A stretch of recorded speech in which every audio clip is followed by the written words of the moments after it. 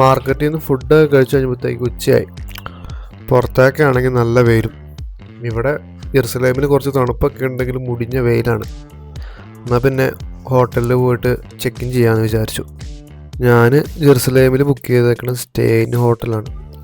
ഞാൻ അങ്ങനെ കുറേ നേരം കഷ്ടപ്പെട്ട് കണ്ടുപിടിച്ച് ഹോട്ടലിലെത്തി. അമ്മ എനിക്ക് ഡോറ് തുറന്നുണ്ട്. ഡോറ് തുറന്ന് ഹോട്ടലിൻ്റെ ഉള്ളിലേക്ക് കയറുകയാണ്. റിസപ്ഷനിൽ പോകണം, ചെക്ക് ഇൻ ചെയ്യണം. റിസപ്ഷനൊക്കെ ഏതാണ്? ഇതാണ് റിസപ്ഷൻ തോന്നുന്നു. ഇതാണ് സ്റ്റേ ഇൻ ഹോട്ടൽ. നമ്മുടെ ജെറുസലേമിൽ അത്യാവശ്യം ഫേമസ് ആയ ഡോമാണ്. അത്യാവശ്യം നല്ല വൃത്തിയും കാര്യങ്ങളൊക്കെ ഉണ്ട്. ഞാൻ ഹോസ്റ്റൽ വേഡിലാണ് ബുക്ക് ചെയ്തത്. അത്യാവശ്യം നല്ല റേറ്റിനകത്ത് തന്നെ ഈ സംഭവം നമുക്ക് കിട്ടുന്നതാണ്. സ്റ്റേ ഇൻ ഹോട്ടൽ ബുക്ക് ചെയ്ത ഹോസ്റ്റൽ വേൾഡ് എന്ന് പറഞ്ഞ ഒരു ഓൺലൈൻ ആപ്ലിക്കേഷനകത്താണ് റൂം ബുക്ക് ചെയ്തിട്ട് ബില്ലടിച്ചപ്പോൾ അത് കാർഡൊക്കെ തന്നു. കാർഡ് വെച്ചിട്ടാണ് ഇവിടെ ചെയ്യേണ്ടത്. 1.4 ആണ് റൂം. 1.4 കണ്ടുപിടിക്കണം. കണ്ടിട്ട് അത്യാവശ്യം കുഴപ്പമില്ലെന്ന് തോന്നുന്നു. 102, 106, 1.3,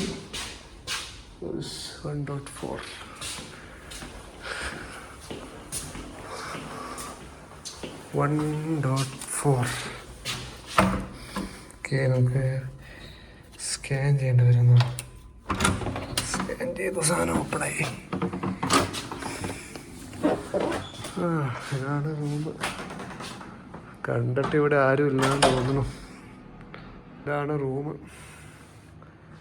4, 2, 6 പേരുണ്ട്. പക്ഷേ ഡോമിനകത്ത് ഇപ്പം ഞാൻ മാത്രമേ ഉള്ളൂ. ബാൽക്കണിയൊക്കെ ഉണ്ട്.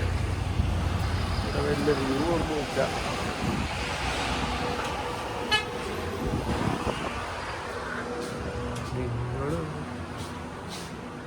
പിന്നെ ബാത്റൂമും കാര്യങ്ങളൊക്കെ അത്യാവശ്യം ക്ലീനാണ്. അത്യാവശ്യം നല്ല ക്ലീനാണ്, കുഴപ്പമില്ല. പുറത്തേക്ക് ഇറങ്ങുമ്പോൾ ഇവിടെ അത്യാവശ്യം ഇരിക്കാനൊക്കെ ഉള്ള സാധനം ഇവിടെ ഉണ്ട്.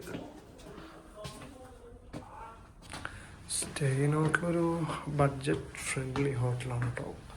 ബുക്ക് ചെയ്തത് ഹോസ്റ്റൽ വേൾഡ് എന്ന് പറഞ്ഞൊരു സൈറ്റിൽ കയറിയിട്ടാണ്. വേണമെങ്കിൽ ബുക്ക് ചെയ്യണ്ട. പക്ഷെ അവിടെ വന്നിട്ട് റൂമൊന്നും കാലിയില്ലെങ്കിൽ നമുക്ക് പണി കിട്ടും. നമുക്കിവിടെ ഇരിക്കാനുള്ള സോഫയും ചെയറും കാര്യങ്ങളും പിന്നെ അപ്പുറം ക്യാൻറ്റീനും എല്ലാം അവർ പ്രൊവൈഡ് ചെയ്യുന്നുണ്ട്. അത്യാവശ്യം വൃത്തിയുള്ള ഹോട്ടൽ തന്നെയാണ്. നമുക്ക് ഇവരുടെ തന്നെ വേറെ ഇവിടെ ഇരിക്കാനുള്ള ചെയറും കാര്യങ്ങളും പിന്നെ ഡോറ് തുറക്കുകയാണെങ്കിൽ പുറത്തേക്കുള്ള ഇവിടെ അത്യാവശ്യം ടെറസാണ്. ടെറസിൽ അത്യാവശ്യം ഇരിക്കാനുള്ള സെറ്റപ്പുകളൊക്കെ ഉണ്ട്.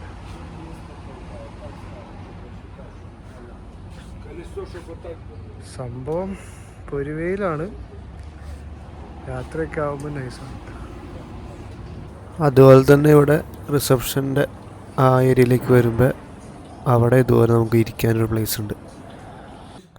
റൂമിലേക്ക് തിരിച്ചു പോയപ്പോൾ 2 പേരും കൂടെ ജോയിൻ ചെയ്തിട്ടുണ്ടായിരുന്നു. അവരാണ് ഹംഗേറിയക്കാരാ. അവരും ഇതുപോലെ ജെറുസലേം ചുമ്മാ കറങ്ങാൻ വന്നതാണ്. അവരാണെങ്കിൽ നല്ല സംസാരപ്രിയരും.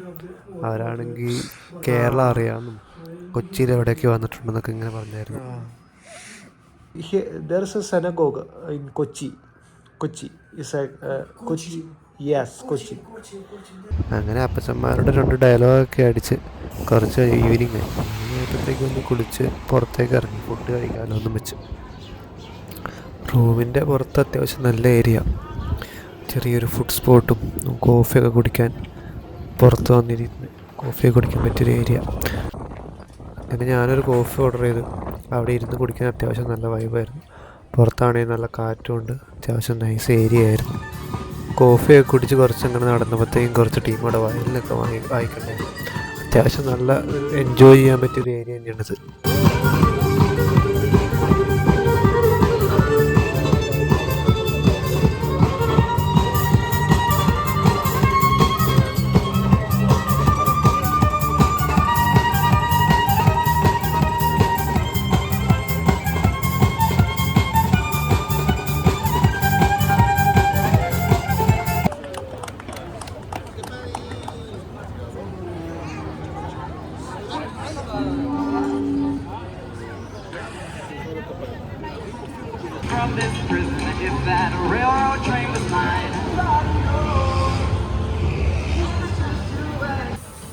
അങ്ങനെ എന്തെങ്കിലും കഴിക്കാമെന്ന് വെച്ച് അവിടെ അടുത്തുള്ള തന്നെ ഒരു കടയിൽ കയറി.